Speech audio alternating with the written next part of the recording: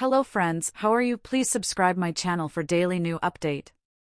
The government claimed it would cost landlords between £6,100 and £6,800 to upgrade their properties. EPC targets are nothing new, as the Conservatives had a target of C by 2025, which was ultimately scrapped as the date got closer. Rob Wall, Assistant Director, British Property Federation, said, "We welcome the opportunity to work with government on the scope, detail, and implementation of the Minimum Energy Efficiency Standards (MEES) in the domestic sector. We fully support the drive to improve energy efficiency across the domestic rented sector, but given we have effectively lost for years, with the target initially suggested in 2020 but not confirmed, it will be challenging for all properties in the private rented sector to achieve EPCC by 2030. We would like to have seen recognition of the time lost reflected through a gentler trajectory to provide the sector with sufficient time and support to carry out necessary work. The sector also needs certainty around the targets, essentially looking for confirmation that this will be the end target, rather than further targets being announced, as this can add to uncertainty and investment decisions." EPC ratings are graded alphabetically from A to G, using a numerical point system.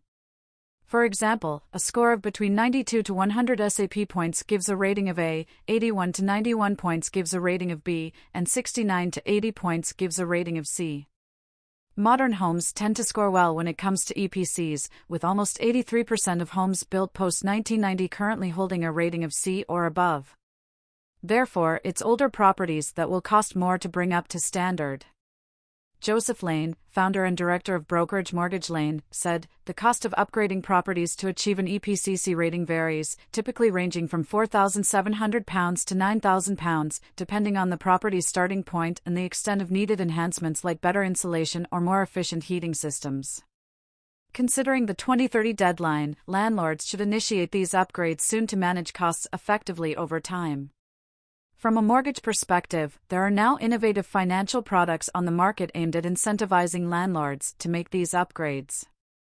Certain lenders are offering mortgage products with interest rate reductions of up to 0.5% for properties that achieve an EPC rating of A to C. These products not only reduce borrowing costs but also underscore the shift towards more sustainable investment practices in the property sector.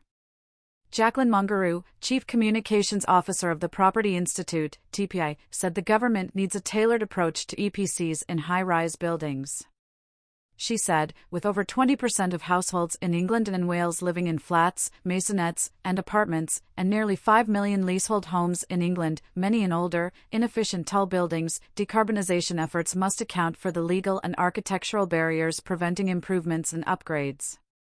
Almost 40% of leasehold homes are rented out in the private sector, so without a specific mechanism in place to improve these homes, the supply of rental homes will be significantly impacted if they cannot meet the EPC targets. To truly tackle fuel poverty and meet net zero targets, the government must develop a tailored strategy and funding mechanisms to support retrofitting and low-carbon heating in high-rise housing.